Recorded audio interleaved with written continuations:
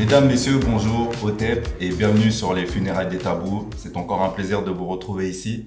Un plaisir de vous retrouver aussi, Ludovic, qui nous fera l'honneur de tirer sans sommation. Et Kadiatou Camara, qui va nous faire l'honneur aussi d'échanger autour du sujet, notamment de la santé mentale dans la communauté. Donc, je te laisse introduire. Alors, Otep, Shalom, Salam, bonjour à toutes et à tous. Rentrons dans le vif du sujet sans plus attendre. On va aborder avec des pincettes, mais sans retenue, un sujet majeur, un sujet qui travaille la communauté afro où qu'elle se trouve, le sujet de sa santé mentale, ou plus précisément, la question est la suivante: la communauté afro est-elle un hôpital psychiatrique à ciel ouvert? Voilà, donc on donne la parole à notre charmante invitée qui est venue avec ses compétences. Tout d'abord, je souhaiterais vous remercier pour votre invitation, parce que c'est un sujet qui est malheureusement très peu discuté, que ce soit dans les médias ou que ce soit dans les familles. Ce sont des sujets qui sont tabous. Donc, je me présente, je m'appelle Camara Kadiatou, je suis infirmière depuis 10 ans. Donc, j'ai travaillé 5 ans dans un hôpital psychiatrique et 2 ans dans un centre médico-psychologique. Donc, j'ai une certaine expérience par rapport à tout ce qui est troubles psychiatriques. Donc, il faut savoir que les troubles psychiatriques concernent des maladies comme la schizophrénie. C'est une psychose qui est grave, qui est invalidante. Il y a aussi la dépression, la bipolarité, beaucoup de maladies que malheureusement concernent la population africaine. Moi, j'ai travaillé dans des villes où il y avait une forte communauté africaine, et il est vrai qu'il y a énormément de souffrances morales dans notre communauté. Et voilà, et donc c'est le moment, je pense qu'il faut en parler, parce que c'est urgent d'en parler. Voilà. Très bien. Alors, c'est plus qu'urgent, hein. Il suffit de voir. Après, avant toute chose, il est important, à mon avis, de délimiter cette problématique, sachant que c'est un sujet très sensible. Cependant, nous ne sommes pas à l'hôpital, nous ne sommes pas entre blouse blanche. Donc, on va élargir cette dimension uniquement, on va la sortir de la sphère médicale pour l'élargir sur un terrain également sociologique.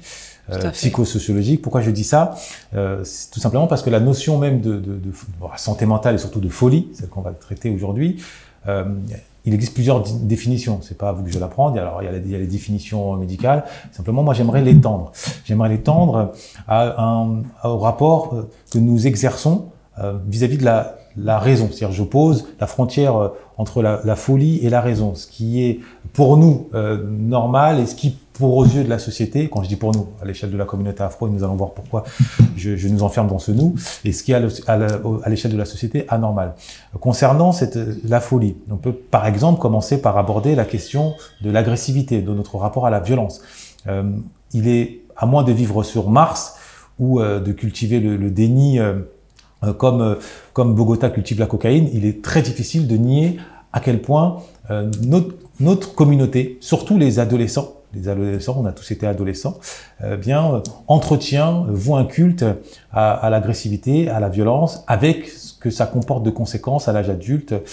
Mais pour ça, je vais vous laisser la parole pour nous en dire un peu plus au vu de votre expérience. Oui, donc au vu de mon expérience, il est vrai que j'ai pu constater j'ai rencontré beaucoup de jeunes adultes qui souffraient de schizophrénie et de dépression, et ça s'accompagnait souvent de fortes violences. En effet, dans mon travail à l'hôpital, notre quotidien, c'était plus de gérer de l'agressivité et la violence que de gérer la maladie. Parce qu'il faut savoir que voilà, l'agressivité, ça entraîne une plus grande hospitalisation et une perte de chance pour la suite de l'hospitalisation. Et donc les jeunes aujourd'hui, c'est vrai, par rapport aussi à la consommation de drogues comme le cannabis, ça aussi aggrave les symptômes de la maladie. Et d'où vient cette agressivité selon vous? Ce culte de l'agressivité, parce que elle vient aussi, je pense, dans les familles. Il est peut-être normal pour les parents de parler de manière dure envers les enfants. Et je pense que les enfants, ils vivent dans un environnement familial aussi qui peut être aussi de maltraitance. Oui, il faut le dire qu'il y a beaucoup de jeunes de la communauté africaine vivent dans de la maltraitance, et ça facilite l'entrée dans des maladies psychiatriques. Absence de tendresse ou maltraitance? Les deux, absence de tendresse et surtout, j'ai remarqué, les mères africaines, elles ont du mal, des difficultés à exprimer leur attachement, leur affection envers leurs enfants. Par rapport à d'autres communautés, j'ai pu le voir que les mères, elles sont plus distantes. Elles sont moins présentes. Et il est très difficile de créer ce qu'on appelle une alliance thérapeutique, c'est-à-dire une relation de confiance avec les familles. Et pour nous, c'est très important pour le patient. Si les parents ou la mère, justement, n'est pas impliquée, ben, ça complique un peu la prise en charge. Ça complique beaucoup la prise en charge. D'accord. Donc, la première source d'agressivité se trouverait dans la cellule familiale. Tout à fait. Est-ce qu'on peut pas voir une deuxième source dans le cadre, on va dire, environnemental? On est à la fois les enfants de nos parents, mais également les enfants de notre environnement, comme chacun sait. Et en l'occurrence, la place du rap et du rap hardcore. C'est un sujet, moi, qui m'est cher, qui nous est cher, en tout cas, je l'espère. On a déjà même traité cette question-là, des conséquences psychologiques, même si on ne s'était pas attardé précisément sur cet aspect-là, mais des conséquences psychologiques au niveau de l'humeur du rap hardcore qui glorifie le recours à la violence pour un ou pour un an et qui, par conséquent, eh bien, plonge les jeunes, eh bien, dans une animalité, alors même que devenir adulte en société, c'est se domestiquer. Donc, est-ce que le rap hardcore ne serait pas aussi un accélérateur de cette agressivité? Ça peut être un accélérateur pour les jeunes adultes qui souffrent de troubles psychiatriques. Ça peut l'être, mais il n'y a pas que ça. En psychiatrie, c'est très compliqué. Il y a plusieurs causes, il y a plusieurs facteurs qui peuvent expliquer l'expression de certains symptômes. Mais le rap aussi peut également favoriser une augmentation des violences. Parce qu'il est vrai qu'à l'hôpital, lorsque il y a des frustrations, ils rentrent ils rentrent dans une provocation en mettant par exemple de la musique forte, de rap. C'est de la provocation, c'est une forme d'agressivité aussi à l'hôpital. Il faut rappeler. Il y a une ambiance agressive aussi avec le rap. Parce que c'est des insultes. Oui, excusez-moi. Il faut rappeler que, par exemple, sur le champ militaire, quand on envoie des soldats aller donner leur vie ou aller reprendre la vie des autres, on le sait, il fut un temps, par exemple aux États-Unis, on mettait dans la tête des soldats du rock hardcore, du hard rock. Et depuis peu, on met du rap, du rap dur, et notamment un rappeur afro-américain dont le nom m'échappe, mais qui, lui, occupe un rôle fondamental. Donc, en termes d'humeur, en termes de prédisposition psychologique, c'est fondamental. C'est fondamental. Donc, est-ce que vous considérez que pour lutter contre cette agressivité qui détruit l'avenir d'un jeune, parmi les remèdes, on peut considérer que, on va dire, une propagande anti-rap hardcore, je ne parle pas de tout le rap, je parle du rap hardcore, qu'on soit bien précis, le rap de Booba, le rap de Niska, le rap de Nino, le rap qui, de la première mesure à la dernière mesure, encourage à la rafale, encourage au coup, encourage à la violence, encourage à tout ce qu'il y a de négatif et autodestructeur. Est-ce que ça peut constituer un remède que de faire une propagande à défaut de l'interdire? Oui, je pense que ça peut influencer les jeunes dans le contrôle de soi, dans aussi le fait aussi le respect de l'autre, puisque quand on écoute le rap, c'est des propos très misogynes contre les femmes et surtout contre la femme noire. Oui, je pense que ça peut être une piste. Après, ça peut pas être la seule, mais c'est une piste, oui, bien sûr. Justement pour permettre de diminuer l'intensité de cette violence au sein de notre communauté. Et ça peut. Pardon, d'après ton expérience avec tout ce que tu as vu, ce que tu as pu observer, c'est essentiellement donc de l'agressivité par rapport à la maladie mentale qui mine la communauté afro. Ah oui, bien sûr. C'est essentiellement l'agressivité. La majorité de nos patients, déjà, ils viennent de la communauté africaine ou antillaise, la moitié, plus de la moitié. Donc, on est sous-représentés en psychiatrie. Il y a beaucoup de... Donc, on est sous-représenté à l'Assemblée nationale et sur-représenté en psychiatrie. Tout à fait. Tout à fait. On est très que ce soit chez les hommes et chez les femmes, ça ressort souvent avec de l'agressivité. Ah oui, de la tristesse. Le quotidien des soignants à l'hôpital psychiatrique, c'est de gérer l'agressivité et la violence. Parce qu'il n'y a pas que la maladie. La maladie génère de l'agressivité, peut générer de l'agressivité, surtout quand il y a des hallucinations. Mais c'est surtout aussi pour des patients qui sont entrés dans la maladie avec la prise de toxiques. Quand on prend du cannabis, pour certaines personnes, ça facilite l'entrée dans la schizophrénie. Et donc ça intensifie le symptôme. Le cannabis rend agressif. Ah oui, tout à fait. Ça peut rendre agressif pour certaines personnes, oui. D'accord. Et ça peut déclencher des maladies schizophréniques, D'accord. de la psychose. Par exemple, moi, ce que je peux observer, notamment dans la communauté antillaise, c'est vrai qu'on a des problèmes liés aux drogues, notamment en ce qui concerne le cannabis, aussi en ce qui concerne l'alcool. Moi, de ce que je peux voir, il y a quand même une différence de comportement avec les personnes qui sont alcooliques. Bah, par exemple, traditionnellement, on boit du rhum régulièrement aux Antilles et c'est vrai que ça peut laisser des traces sur le comportement qu'on peut avoir. Ça ressort souvent par de l'agressivité. En ce qui concerne le cannabis aussi, tu trouves? Parce que moi, je trouve que ça ressort plus de façon assez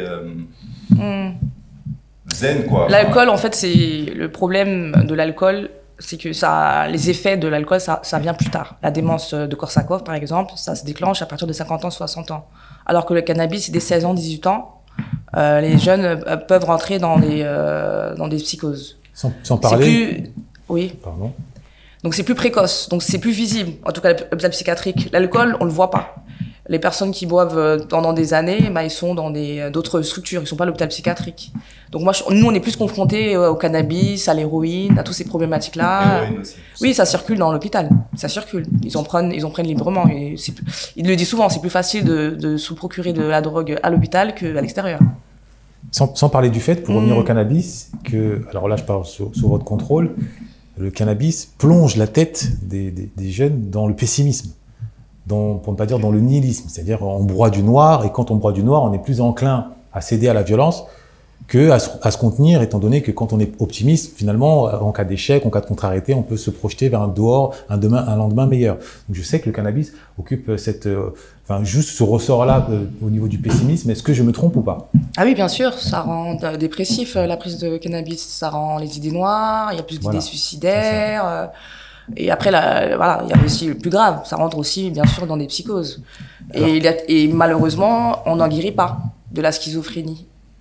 Quand on continue à fumer du cannabis, malheureusement, c'est un CDI pour l'hôpital psychiatrique. Hein. Et est-ce qu'à partir du moment où on arrête le cannabis, c'est une première étape vers la guérison, ou une fois que le vaisseau a pété dans le cerveau, si je puis dire, c'est trop tard? Il n'y a pas de règle générale, ça dépend des gens. S'ils arrêtent le plus tôt possible, je pense que ils peuvent éviter de rentrer dans une maladie chronique. Mais si ça fait des années qu'ils fument et qu'ils ont des crises, plus ils ont des crises en fait, et plus ils s'installent dans la maladie. Et donc il est très difficile de revenir en arrière. C'est des maladies chroniques et on n'en guérit pas. D'accord. Et ajouter à ça, avec la consommation de cannabis, ça fait qu'ils vivent entre l'hôpital, la prison et des hôtels sociaux. Voilà, c'est la vie de ces jeunes. Alors, là, on vient de voir, à mon sens, la première mamelle d'une forme de folie mentale plus ou moins collective, qui touche en particulier la jeunesse aux quatre coins du monde, de Baltimore à Grady, en passant par Soweto. Peut-être peut-on s'attarder sur la deuxième mamelle qui, tu l'as un peu soulevée il y a quelques instants, à savoir cette fois-ci la souffrance morale, ou pour le dire sous un autre angle, le fait qu'on s'interdise dans la communauté afro d'exprimer toute forme de faiblesse. Il y a même une expression qui vise à stigmatiser toute personne qui serait un peu faible, à savoir « oh, négro fragile ». Et j'ai cru comprendre que, on se construit dans cet imaginaire d'hyper-virilité, d'hyper-force qui nous interdit de manifester la moindre souffrance, sauf que cette souffrance, quand elle existe, elle est bien réelle. Donc, ce qui signifie que nous ne pouvons pas la formuler, on la garde en nous et ça nous ronge, ça crée un poison intérieur et c'est l'autodestruction. Donc, qu'est-ce que vous avez à nous dire à ce sujet? Il est vrai que j'ai pu aussi constater dans les personnes originaires d'Afrique qu'il est très difficile de pouvoir s'exprimer sur ces souffrances, sur la souffrance morale. Quand on grandit avec l'idée que ce ne sont que les Blancs qui peuvent se plaindre ou pleurer, il est très difficile de chercher de l'aide. Et c'est le problème aussi de notre communauté, c'est qu'ils attendent le pire. Ils attendent que la maladie s'aggrave pour demander de l'aide. Il faut faire le contraire.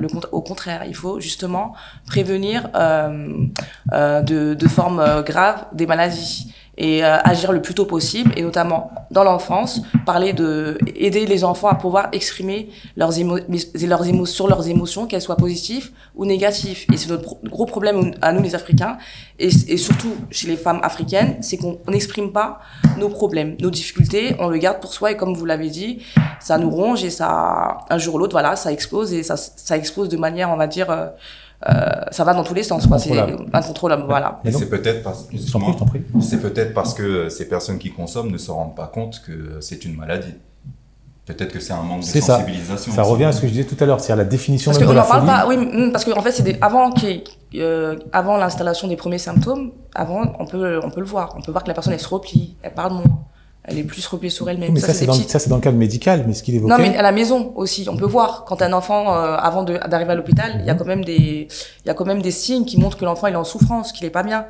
Et les parents, malheureusement, beaucoup de parents, surtout africains, ils banalisent un peu Déjà. le fait de pas s'exprimer. Et le manque d'expression, le mutisme, c'est une expression de la maladie, d'une maladie. Voilà. C'est un symptôme. Et ce que tu évoquais là à l'instant, déjà merci cette précision très, très riche. Ce que tu évoquais à l'instant sur justement le rapport à la banalisation, c'est-à-dire que pour nous, dans la communauté afro, on normalise la violence. C'est-à-dire, il y a même l'expression qu'on entend souvent, les jeunes, ouais, je vais faire une dinguerie. Ah, je vais faire une dinguerie. Je suis un ouf. C'est-à-dire que le rapport qu'on entretient avec la folie, c'est presque une source de fierté pour s'affirmer, étant donné que dans la rue, c'est la loi du plus fort. Qui dit la loi du plus fort dit on ne va pas recourir à la police, on va recourir qu'à nous-mêmes pour imposer le respect, et recourir à soi-même, c'est pouvoir franchir certaines lignes rouges précisément pour faire peur. Sauf que quand on franchit certaines lignes rouges, sans s'en apercevoir, on bascule dans une forme de folie, c'est-à-dire dans une forme d'irrationalité. Les journalistes parlent de violence gratuite, par exemple, alors que dans la street, c'est normalisé. À tel point que, aux yeux du système, en prison, se trouvent à peu près 40 à 50% des détenus qui auraient davantage leur place dans un hôpital psychiatrique. Tout à fait. Donc, est-ce qu'on peut considérer que, au vu de tous ces éléments, la communauté afro, surtout la jeunesse, encore une fois, il s'agit de parler de la jeunesse, est rentrée ou est prisonnière d'une forme d'auto-déshumanisation? Oui, je pense qu'on peut parler d'auto-déshumanisation, excusez-moi. On peut parler de ça parce que le fait d'être agressif et d'être vulgaire ou de parler vulgairement, d'être impoli, et c'est ce qu'on voit malheureusement à l'hôpital, c'est une manière d'exister. C'est leur seule manière d'exister et de se différencier par rapport aux autres communautés. C'est ça. Et malheureusement, oui, on peut constater, voilà, que ces jeunes-là ne peuvent pas s'exprimer sans qu'il y ait un mot de travers, un mot irrespectueux, c'est vrai. Donc c'est le magma permanent, c'est le volcan permanent. Ah oui, tout à fait, oui. Ce n'est que des insultes. Le quotidien des soignants en psychiatrie, c'est ça, c'est gérer les insultes, gérer le passage à l'acte, gérer tout ça. Et tu as pu échanger régulièrement avec des patients justement qui étaient atteints de schizophrénie et qui parfois te racontaient leurs histoires, oui, bien sûr, se sont rendus compte de leurs erreurs. Quelle est l'expérience effectivement l'une des plus poignantes qui soit auxquelles tu as été confronté? Les plus poignantes, tous les jours, c'est des journées, surtout à l'hôpital. Il y en a une qui t'a le plus marqué. Une anecdote. Voilà. Que ce soit à l'hôpital ou en dehors de l'hôpital d'ailleurs, avec ton regard, pour toi la société est un grand hôpital d'une certaine façon, surtout notre communauté afro. Mais moi, c'est au sujet des migrants, en fait. C'est une population où, malheureusement, on n'a aucune réponse à apporter à leur souffrance. Les moyens utilisés pour soigner cette nouvelle population, on se rend compte que ce n'est pas efficace. Ils restent des mois, voire des années à l'hôpital et leurs troubles ne diminuent pas. Moi, c'est face à cette population-là où je me sens démunie, où on ne fait rien. On ne fait rien pour eux, on propose rien. C'est la politique de l'abandon, quoi. Tout à fait. D'accord. Et quel conseil donnerais-tu à ce jeune qui se retrouve avec ses amis en soirée et qui tous les samedis, lorsqu'ils se voient, roule un joint ou boit du rhum à chaque fois qu'ils font la fête ensemble? Est-ce que tu Et est prêt à se battre pour un ou pour un non? Par exemple, avec 2 ou 3 verres en trop? Mais le problème de ce genre de comportement, c'est qu'on peut très vite être exclu de la société, puisque aujourd'hui on vit dans une société où on ne tolère pas l'agressivité et la violence, notamment dans le milieu du travail. Et le fait de jouer avec, jouer, c'est pas un jeu, mais de fumer régulièrement, on a plus de facilité à rentrer dans une psychose. Et la réalité fait que, voilà, quand on rentre dans une psychose, la vie, c'est à l'hôpital et des hôtels insalubres sociaux. Et on dit souvent que toutes ces substances-là sont, le vrai poison avec ces substances, ce ne sont pas réellement l'impact que ça a sur le cerveau, mais la façon dont ça s'installe dans le quotidien. Qu'est-ce que tu en penses? Est-ce que tu penses que c'est réellement le fait de prendre la substance qui au bout d'un moment, a des impacts sur la psychologie et sur la psychiatrie, ou est-ce que c'est le fait d'en prendre régulièrement et que ça s'installe dans les habitudes? En fait, on est tous différents face à l'addiction. Il y a des personnes, au bout d'une consommation, elles tombent directement dans la schizophrénie, et d'autres, il faut attendre 2 ans, 3 ans, plusieurs années avant de dire que c'est une addiction. En fait, ça dépend de chacun. On est tous différents parce qu'on a des prédispositions génétiques. Il y a des personnes, voilà, ils sont plus attirés génétiquement par des drogues. Et donc ça dépend des gens. On peut pas généraliser. On peut pas généraliser. C'est compliqué. Et en guise de porte de sortie, de remède efficace, parce vous évoquez à l'instant l'importance ou l'absence de communication autre que sur le terrain de la violence. Est-ce qu'on ne peut pas y voir derrière justement le recours à cette violence permanente, comme l'alpha et l'oméga, finalement l'incapacité à s'exprimer, pour le dire en d'autres termes. Ça c'est mon mantra, je ne cesse de le répéter ici. Le propre de la communauté afro, et c'est observable aux 4 coins du monde, je ne cesserai jamais de le répéter, c'est que nous ne maîtrisons que 300 mots à 400 mots de vocabulaire. Quand je dis maîtriser, c'est dire on emploie. Ça ne veut pas dire qu'on ne comprend pas les autres mots. Évidemment qu'on comprend les autres mots. Il suffit à force de regarder la télévision, les séries, on comprend les autres mots. Mais on n'emploie que 300 mots de vocabulaire. Et il faut voir quels mots. La plupart sont empreints de violence. On ne termine pas nos phrases. En somme, nos mots sont uniquement des expressions des émotions. C'est-à-dire que ce sont des avis tranchés, des éruptions. Alors que maîtriser le langage, c'est passer de l'émotion à la raison. Je rappelle que enfant, le passage de l'enfant à l'adulte, infant, ça signifie sans la parole. Donc devenir adulte, c'est maîtriser la parole. Donc est-ce que justement l'un des remèdes les plus efficaces qui soit, c'est finalement le fait de maîtriser le langage et par conséquent tout ce que ça implique, c'est-à-dire être en capacité de recourir aux mots, ne serait-ce que déjà pour exprimer ses souffrances, c'est-à-dire le langage affectif, mettre des mots sur nos émotions, ou alors le langage plus largement pour faire des nuances, la syntaxe. Enfin, donc en somme, est-ce que à vos yeux, la maîtrise du langage, donc passer de 300 mots à 2500 mots, ce qui est le minimum requis, ce serait une des solutions efficaces? Mais je pense que c'est fondamental que ces jeunes puissent avoir un espace où ils puissent pouvoir exprimer leur vécu, leur ressenti, d'où la nécessité qu'ils puissent être suivis par des psychologues et qu'ils puissent aussi, il faut aussi bien sûr les inciter à pouvoir lire, à pouvoir se former, pouvoir trouver de l'espoir pour leur avenir. Et c'est vrai que oui, le manque de mots, ça génère de l'agressivité, de la violence. Et cela pour toutes les personnes souffrant en souffrance morale. Ça, c'est le... Donc, si demain, on mettait en place, un peu comme au Brésil, des mesures qui viseraient à, pas imposer, mais presque, la lecture, comme c'est le cas dans des prisons brésiliennes, la lecture dans les hôpitaux, dans les centres, on va dire, ou même les hôpitaux psychiatriques, est-ce que ça pourrait avoir, à votre avis, un effet autrement plus efficace que justement injecter des fonds à travers des pilules ou que sais-je? C'est la lecture, la maîtrise d'un vocabulaire riche, ça permet aussi d'avoir des armes pour se battre face à la dure réalité. Ça permet de se domestiquer également. Oui, tout à fait. Bien sûr, ce sont des armes pour trouver du travail, pour s'intégrer socialement, pour pouvoir fonder une famille. Il est important de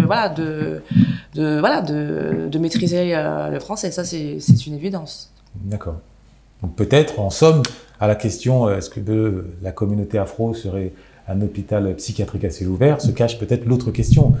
La communauté afro serait-elle uniquement un champ d'illettrés, sans être péjoratif? C'est-à-dire, on ne nous a pas donné les armes de liberté. C'est-à-dire que la liberté, c'est pas uniquement la liberté du corps, c'est la liberté de l'esprit. Et la liberté de l'esprit, ça passe par les mots. Donc est-ce que le fond de notre problème, qu'on ne voit pas parce que c'est invisible, et on ne voit simplement les symptômes, les manifestations de violence, les éruptions comme ça volcaniques, les insultes en tout genre, l'agressivité, le manque de politesse, et j'en passe, est-ce que finalement la racine ne se trouve ni plus ni moins que dans cette problématique au niveau du langage?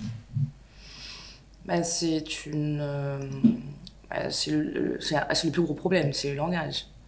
C'est indéniable que le manque de politesse, ça entraîne des difficultés dans la relation avec la famille, avec l'extérieur. Et oui, il faut absolument que ces jeunes-là puissent pouvoir développer leur esprit à travers la lecture. Ça, bien sûr, mais il faut des moyens. Il faut aussi que les parents aussi prennent conscience de l'importance de la lecture pour leurs enfants, qu'ils puissent s'intégrer plus facilement. Parce qu'à l'école, tout dépend le lieu d'habitation. Il est vrai qu'on a plus de difficultés à s'exprimer quand on grandit dans des banlieues. C'est une réalité. Et on a parlé des parents. On a pointé le rôle de la mère, on n'a pas pointé, on va être par souci d'équilibre, hein, on a oublié de pointer le rôle du père. Qu'est-ce que vous pouvez Le père nous en dire? qui est majoritairement absent. Il y a beaucoup de familles, il y a beaucoup de jeunes qui grandissent sans père, qui est absent, et ça c'est un gros problème dans notre communauté.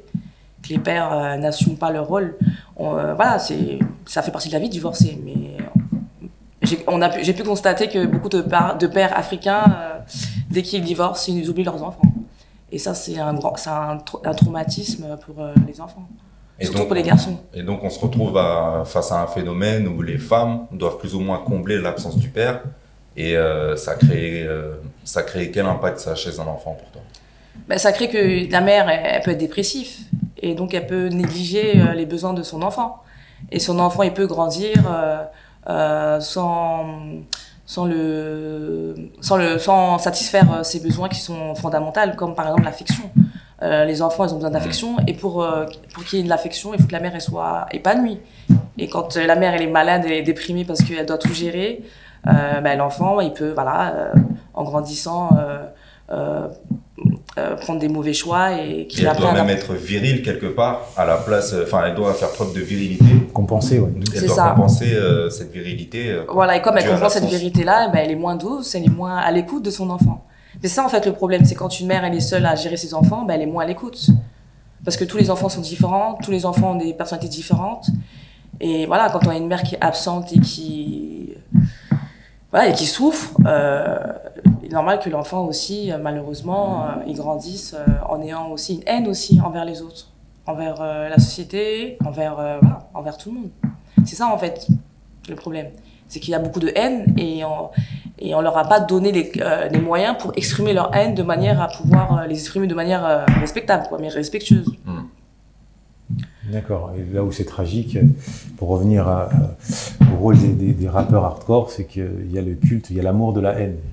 On ne compte plus le nombre de punchlines, celle de Booba, de Caris, Booba qui dit ma haine que je traîne est insoignable, Caris qui explique que c'est dans la haine qu'il est le plus fort, et j'en passe. Donc vraiment, l'un des combats majeurs, c'est de retirer à la haine, entre guillemets, tout son prestige aux yeux des jeunes qui y voient une force, alors même que sur le long terme, ce n'est rien d'autre qu'un moteur de l'autodestruction.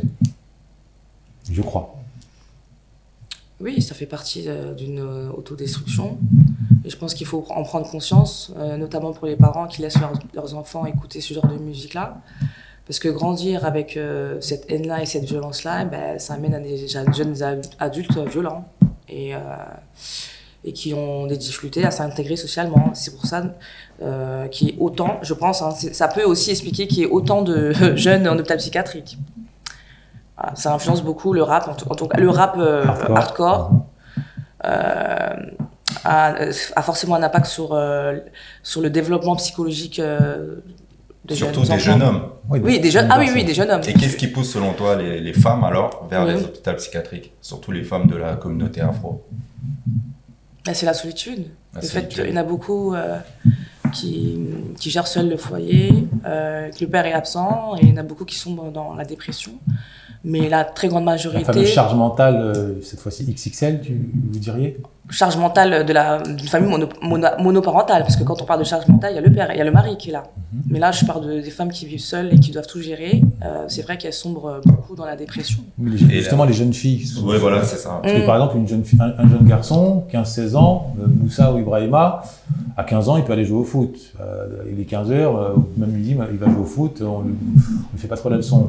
Mariama, Aïssata, bon, c'est un peu plus compliqué. Avant d'aller chez une copine, on va lui dire, attends, va à Châteaurouge me chercher telle chose, va chez telle tante, attends, est-ce que tu as regardé si la vaisselle est faite? C'est-à-dire qu'on fait peser sur elle, je parle au conditionnel, alors on ferait peser sur elle un certain nombre de charges qui ne sont pas forcément de son âge et qui, en prime, lui montrent le monde sous l'angle de l'injustice, étant donné qu'on la regarde en face, son frère ou son grand frère ou son petit frère ne répond pas aux mêmes contraintes. Donc peut-être que ça participe aussi de l'accélération d'une forme d'enfermement et voilà, une forme de dépression. Donc ça se traduirait moins, quoique dans une forme d'agressivité comme ça peut l'être avec les hommes qui sont poussés à vivre à l'extérieur, que dans une forme de dépression sourde qui ne dit pas son nom et qui pourtant est bien réelle.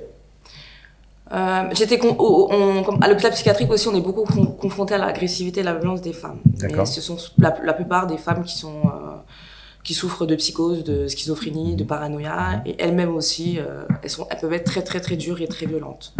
Jeunes ou adultes? Non, c'est des jeunes entre 25 et 35 ans. Des jeunes qui restent des années à l'hôpital parce qu'on ne trouve pas de traitement pour les aider.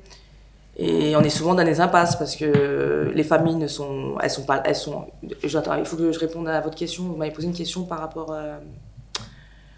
vous m'avez posé une question par rapport à quoi? Excusez-moi. Parce que je suis partie...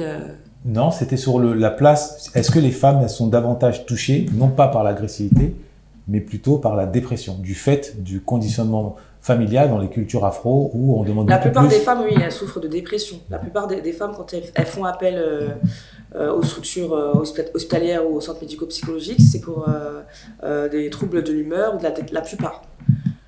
Contrairement aux hommes, où la plupart des hommes ils viennent et sont pris en charge pour des troubles psychiatriques lourds comme la schizophrénie. D'accord. La plupart du temps, oui, c'est ça. Donc il y a quand même une vraie différence en termes de pathologie. Il y a des femmes qui souffrent de psychose, mais c'est plus rare. D'accord. Mais c'est majoritairement les hommes. Il y a beaucoup de femmes, mais c'est pas la même intensité. D'accord. C'est pas pareil. Mais il y a aussi des femmes schizophrènes qui sont très très très violentes aussi. Donc si tu devais pointer du doigt le premier responsable, est-ce que tu penses que c'est à l'intérieur des familles qu'il doit y avoir un travail, ou est-ce que tu penses que c'est un phénomène de société? Est-ce que tu penses que c'est la drogue qui doit être considérée différemment? Tu penses que c'est quoi le plus gros problème? La première mesure à prendre pour essayer de solutionner ce grand fléau. De la violence dans notre communauté. La santé mentale fragile, voilà. Ouais, voilà. Mais moi, je pense que la chose la plus facile, c'est les parents avec leurs jeunes enfants, de cette nouvelle génération-là, qui puissent pouvoir permettre à leurs enfants de s'exprimer sur leurs difficultés, communiquer. Donc, le rapport au langage. C'est important d'échanger avec ses enfants, c'est important de savoir ce qui s'est passé à l'école, même si c'est peut-être qu'il y a certains parents qui le font, mais je pense que la majorité, ils sont pas très à l'écoute au niveau de leurs enfants. L'enfant, il a des besoins et c'est très important d'être à son écoute. Et qu'il faudrait installer une relation de confiance peut-être sans juger aussi. Tout à fait. C'est vrai qu'il faut éviter de juger et qu'il faut... Ce qui n'est pas simple quand on est parent. Non. Voilà. Ouais, c'est difficile. C'est difficile. Mais voilà, mais le plus important, franchement, c'est de prévenir. Il faut absolument prévenir l'entrée dans une maladie. Et dès qu'on sent que son enfant il a un petit mal-être, trouver des professionnels de santé pour les accompagner. Parce que si on attend au dernier moment, il y a très peu de chances pour que l'enfant puisse, en tout cas le jeune adulte, puisse s'en sortir. D'accord, donc prévenir, ce sera les Parce que malheureusement, quand on rentre dans la psychiatrie, malheureusement, c'est à vie, la plupart du temps. Ce sera notre dernier mot. Donc prévenir en particulier de la folie par la communication. Tout à fait. Notamment. Et aussi, ce qui est très important, pour les femmes, c'est de faire du sport. Bon, pour tout le monde, faire du sport. Mais j'ai remarqué, quand je fais à la salle de sport, il y a très peu de femmes noires. D'accord. Et c'est très important le sport. pour justement prévenir des maladies comme la dépression. Ça nous protège de la dépression et ça nous permet d'être aussi plus combatifs quand on fait du sport. D'accord. Donc voilà, donc c'est très important pour les femmes. La santé mentale va avec la santé physique. C'est ça, tout simplement. Oui, voilà. Un corps fort pour un esprit fort. Tout à fait. D'accord. Et si vous aviez un dernier mot à adresser à nos téléspectateurs, ce serait lequel concernant justement la lutte contre cette santé mentale relativement fragile, ce serait lequel? Mais ce serait de ne pas croire qu'on est seul face à ces difficultés et qu'il faut savoir demander de l'aide auprès des professionnels de santé. Donc dans chaque ville, il y a des CMP et donc vous pouvez être suivi par des infirmiers, par des psychologues, par des psychiatres s'il y a besoin de traitement pour justement supporter l'insupportable. Supporter l'insupportable ou ne plus supporter l'insupportable, c'est l'un des défis que notre communauté doit relever. Nous devons nous libérer de cette passion de la violence. Les funérailles des tabous, nous ne sommes pas là pour nous présenter comme des donneurs de leçons, comme des personnes parfaites. Ne voyez pas dans notre regard des accusations. On a parlé de sujets extrêmement sensibles, en l'occurrence le rôle de la mère. Donc on est très très loin de cela. Nous avons juste tenu à mettre sur la table des sujets sensibles. La vérité parfois blesse pour mieux guérir et nous devons impérativement guérir, ne serait-ce que d'abord psychologiquement, de cet aveuglement face à cette réalité. La réalité, c'est-à-dire la fragilité mentale qui se traduit par de la violence, qui se traduit par de la dépression, en somme qui se traduit par de l'autodestruction déshumanisante. C'était les funérailles des tabous, l'émission qui est là pour vous servir, mais surtout pour participer à la renaissance par l'excellence et par la prise de conscience de notre communauté. On vous dit à bientôt.